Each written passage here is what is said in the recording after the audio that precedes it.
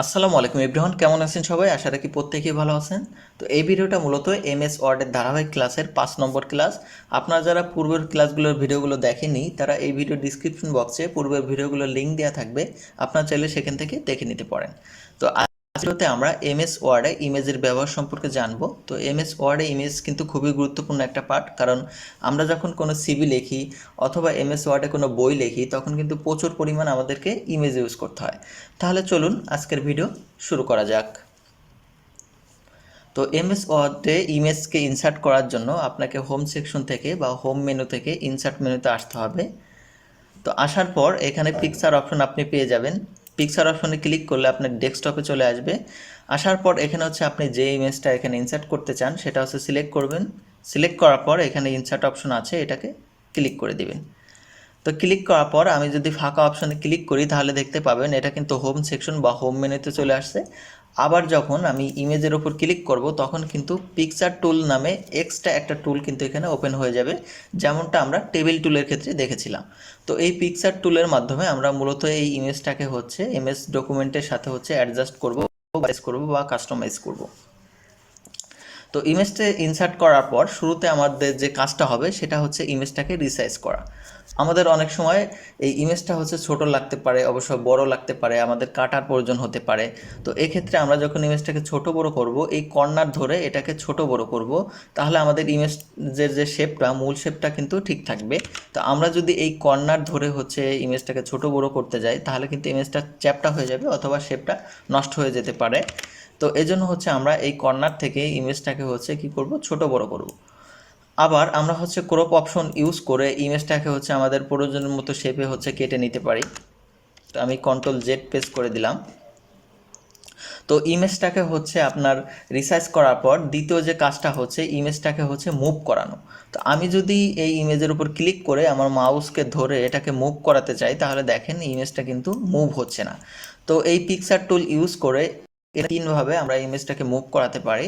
তা একটা হচ্ছে পজিশন অপশন, একটা হচ্ছে র্যাপ টেক্সট, আর একটা হচ্ছে অ্যালাইনমেন্ট।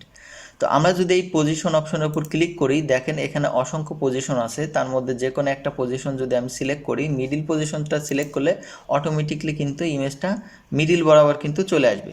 তো দ্বিতীয় নম্বর যে অপশন সেটা হচ্ছে র্যাপ টেক্সট। এই এমএস ওয়ার্ডে ইমেজের কাজের জন্য র্যাপ টেক্সট খুবই গুরুত্বপূর্ণ। এই র্যাপ টেক্সট থেকে দেখেন ইন লাইন উইথ টেক্সট এই অপশন সিলেক্ট আছে। এরপরে যে চারটা অপশন, এই চারটা অপশনের যে কোনো একটা অপশন যদি আমরা ক্লিক করি তাহলে কিন্তু আমরা আমাদের প্রয়োজন মতো ইমেজটাকে মুভ করাতে পারবো। ধরুন আমি হচ্ছে এই সেকেন্ড অপশনটা হচ্ছে ক্লিক করে দিলাম। ক্লিক করার পর এখন যদি আমরা ইমেজটাকে ধরে যে কোনো জায়গায় কিন্তু মুভ করাতে পারবো। আবার কিবোর্ডের যে অ্যারো অপশন আছে এই অ্যারো অপশন দিয়ে কিন্তু ইমেজটাকে মুভ করাতে পারবো। সেজন্য আপনাকে ইমেজটাকে প্রথমে র্যাপ টেক্সট সিলেক্ট করে নিতে হবে। তো এখন হচ্ছে আমরা দেখব আমরা এই ডকুমেন্টের মধ্যে বা লেখার মধ্যে কীভাবে হচ্ছে আমাদের ইমেজটাকে হচ্ছে সেট আপ করবো। তো এজন্য হচ্ছে আমি নতুন একটা ইমেজ এখানে নিয়ে আসবো। এখানে পিকচার অপশনে ক্লিক করব। ক্লিক করার পর এই সেকেন্ড ইমেজটা হচ্ছে আমি এখানে ইনসার্ট করে নিব। তো এটাকে হচ্ছে রিসাইজ করে নিব। আমরা রিসাইজ করা দেখেছি। ইমেজটাকে মুভ করানোর জন্য অবশ্যই আমাকে র্যাপ টেক্সট ক্লিক করতে হবে। তো এখানে দেখেন এখানে অনেকগুলো অপশন আছে। এখানে যদি আমি স্কোয়ার অপশন ক্লিক করি তাহলে যখন আমি এই ইমেজটাকে ধরে এই লেখার মাঝে হচ্ছে ছাড়বো তখন কিন্তু এই লেখাটা কিন্তু স্কোয়ার শেপে কেটে যাবে। আবার এই র্যাপ টেক্সটে এসে আমি যদি হচ্ছে এই অপশন ক্লিক করি তাহলে দেখবেন এখানে কিন্তু আমার লেখাটা দুই ভাগে কিন্তু বিভক্ত হয়ে গেছে এবং এইখানে কিন্তু আপনার চিহ্ন কিন্তু দেখতে পাচ্ছেন। আবার এই যে অপশন, এই অপশনটাতে যদি আমি ক্লিক করি তাহলে কিন্তু আমার ইমেজের শেপে কিন্তু লেখাটা কেটে যাবে। তো এই ইমেজটা কিন্তু হচ্ছে যেহেতু স্কোয়ার শেপে সেজন্য এই লেখা কিন্তু স্কোয়ার শেপে কেটে যাচ্ছে। আবার ইমেজটা যদি গোল হতো তাহলে কিন্তু এই গোল শেপে কিন্তু ইমেজটা কেটে যেত। দেখেন পিকচার স্টাইল থেকে ইমেজটাকে গোল করে আপনাদেরকে দেখাচ্ছি। এই ইমেজটা হচ্ছে গোল করব। গোল করার পর দেখেন এই লেখাগুলো কিন্তু এই শেপে হচ্ছে কিন্তু কেটে গেছে। আবার এটা যদি আমি ধরে মিডিল বরাবর আনি তাহলে কিন্তু দেখেন এই ইমেজের শেপে কিন্তু লেখাগুলো কেটে যাবে। তো আমি হচ্ছে আরও একটা হচ্ছে ইমেজকে এখানে হচ্ছে ইনসার্ট করব। 3 নম্বর ইমেজটাকে হচ্ছে এখানে ইনসার্ট করলাম। ইনসার্ট করার পর এটা সেমভাবে আমরা রিসাইজের কাজ দেখেছি, রিসাইজ করব। র্যাপ টেক্সট থেকে হচ্ছে স্কোয়ার শেপ আনবো। যখন স্কোয়ার শেপ এনে এখানে রাখবো তখন কিন্তু এই লেখাটা হচ্ছে স্কোয়ার শেপেই কেটে যাবে। তো এইভাবে হচ্ছে আপনি র্যাপ টেক্সটের মাধ্যমে আপনার ইমেজটাকে হচ্ছে আপনার ডকুমেন্টের মধ্যে কিন্তু হচ্ছে ভালোভাবে সেট করাতে পারেন। তো এখন হচ্ছে আমরা দেখব আমরা ইমেজ টুলস ইউজ করে কিভাবে আমাদের ইমেজটাকে আরও সুন্দরভাবে স্টাইলিশ করতে পারবো বা ডেকোরেট করতে পারবো। তো আমি এই ইমেজটাকে হচ্ছে একটু আরও সুন্দরভাবে ডেকোরেট করতে চাচ্ছি। এজন্য আমি এখান থেকে হচ্ছে আমাদের ব্রাইটনেস ইমেজের কমাতে পারি, আবার কিন্তু এখান থেকে হচ্ছে পারি। আবার আমি কিন্তু চাইলে এখানে কালার অপশন ইমেজের যে কোনো হচ্ছে কালার এখানে ইউজ করতে পারি। আবার এখানে হচ্ছে দেখেন ইফেক্ট অপশন আছে, ইফেক্ট থেকে কিন্তু আমরা ইমেজের বিভিন্ন হচ্ছে ইফেক্ট ইউজ করতে পারি। আর এখানে পিকচার স্টাইল নামে অপশন আছে, এটা কিন্তু খুবই গুরুত্বপূর্ণ। বা অনেকগুলো এখানে দেখেন সুন্দর সুন্দর কিন্তু এখানে স্টাইল আছে, আপনি কিন্তু চাইলে এখান থেকে যে কোনো স্টাইল কিন্তু ইউজ করতে পারেন। ধরুন আমি এই ইমেজে এই স্টাইলটা ইউজ করব। তো দেখেন সাধারণ একটা ইমেজ কিন্তু এখন সুন্দর একটা স্টাইল হয়ে গেল।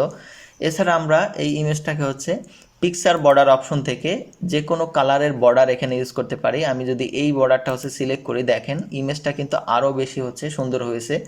এছাড়া আমাদের রয়েছে পিকচার ইফেক্ট অপশন, এই ইফেক্ট অপশন থেকে আমরা এই ইমেজটাতে একটু শ্যাডো ইউজ করতে পারি সুন্দরভাবে কাস্টমাইজ করার জন্য। এছাড়া হচ্ছে আপনার 3D অপশন আছে, যেমন এই ইমেজটাকে আমি আরও বেশি অ্যাট্রাকটিভ করব, এজন্য এটাকে সিলেক্ট করব, এখান থেকে যে কোনো একটা স্টাইল সিলেক্ট করব, তারপর এখান থেকে পিকচারে আমি ইফেক্ট ইউজ করব। তো ইফেক্ট ইউজ করার জন্য এখানে আমি শ্যাডো ইউজ করলাম। আরও বেশি আকর্ষণীয় করার জন্য পিকচার ইফেক্ট থেকে আমি ব্রেভ অপশন থেকে এখানে একটা শেপ এখানে নিব।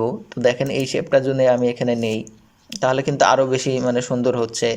আবার এখান থেকে হচ্ছে আমি যদি এটাকে ব্ল্যাক হোয়াইট করে দেই তাহলে আপনারা দেখতে পাচ্ছেন এই যে লেখা টেক্সটের সাথে কিন্তু অ্যাডজাস্ট হয়ে গেছে, আরও বেশি সুন্দর হচ্ছে। আবার ইফেক্ট থেকে হচ্ছে আমি শ্যাডো ইউজ করতে পারি। এখানে হচ্ছে আরও অসংখ্য কিন্তু এখানে ইফেক্ট আছে। তো এই ইফেক্টগুলো কিন্তু আপনারা একে একে হচ্ছে ইউজ করতে পারেন। এখানে শেপ আছে সুন্দর সুন্দর, এই শেপগুলো হচ্ছে ইউজ করে আপনার ইমেজটাকে আরও বেশি ডেকোরেট করতে পারেন। তো আমি যদি এখান থেকে একটা মনে করেন শেপ ইউজ করব, যে কোনো একটা শেপ ইউজ করলাম। তো মানে এইভাবে এখানে অনেকগুলো অপশন আছে, এগুলো ইউজ করে আপনার ইমেজটাকে আরও বেশি ডেকোরেট করতে পারেন বা সুন্দর করতে পারেন, স্টাইলিশ করতে পারেন। তো এখানে আরও একটা অপশন আছে অ্যালাইনমেন্ট, অ্যালাইনমেন্টের মাধ্যমে আমরা যে কোনো ইমেজকে হচ্ছে মুভ করাতে পারি। তো সবচেয়ে গুরুত্বপূর্ণ হচ্ছে র্যাপ টেক্সট, এই র্যাপ টেক্সটের মাধ্যমে যদি আমরা মুভ করাই তাহলে আমাদের নিজের মতো করে কাস্টমাইজ করে নিতে পারবো। এছাড়া এখানে হচ্ছে ব্রিং ফরওয়ার্ড এবং ব্যাকওয়ার্ড অপশন আছে, এটা থেকে মূলত আমরা দুইটা ইমেজকে যখন একসাথে ইউজ করি একটার উপর একটা ইউজ করার জন্য ব্যবহার করি। আমি এটাকে দেখাই দিচ্ছি, যেমন এটাকে কন্ট্রোল-C দ্বারা কপি করে আবার কন্ট্রোল-V দ্বারা পেস্ট করলাম। এখন এই ইমেজটাকে যদি আমি হচ্ছে উপরে আনতে চাই এই জন্য হচ্ছে ফরওয়ার্ড অপশনে ক্লিক করব, আর এটাকে হচ্ছে ব্যাকওয়ার্ড অপশনে যদি ক্লিক করি তাহলে কিন্তু দেখেন ইমেজটা কিন্তু ফরওয়ার্ড অপশনে চলে আসবে এবং ব্যাকওয়ার্ড অপশনে চলে আসবে। তো এটাকে হচ্ছে আমি পিছনে যদি পাঠাতে চাই সেন ব্যাকওয়ার্ডে দিলে কিন্তু পিছনে চলে যাবে। আবার এটাকে যদি আবার উপরে আনতে চাই ফরওয়ার্ড অপশনে দিলে কিন্তু এই ইমেজটা কিন্তু উপরে চলে আসবে। তো এইভাবে হচ্ছে আপনি ইমেজটাকে মানে দুইটা ইমেজ যখন ইউজ করবেন তখন একটার উপর নিচে করতে পারেন। তো এটা ছিল মূলত হচ্ছে এমএস ওয়ার্ডে হচ্ছে ইমেজের ব্যবহার। আরও অনেক অনেক কাজ রয়েছে, আপনারা এখান থেকে নিজের মতো করে হচ্ছে প্র্যাকটিস করবেন এবং আমি আশা করি আমার এই ভিডিও দেখে যদি আপনি এখানে ইমেজগুলোকে প্র্যাকটিস করেন আপনার ডকুমেন্টে তাহলে আপনি ইমেজ সম্পর্কে এক্সপার্ট হতে পারবেন। আর তারপরে যদি কোনো কিছু বুঝতে অসুবিধা হয় আমাকে কমেন্ট সেকশনে জানাতে পারেন, আমি আপনাকে হেল্প করার চেষ্টা করব। তাহলে আজ এই ভিডিও এ পর্যন্তই, দেখা হচ্ছে নতুন কোনো ভিডিও নিয়ে। সবাই ভালো থাকবেন।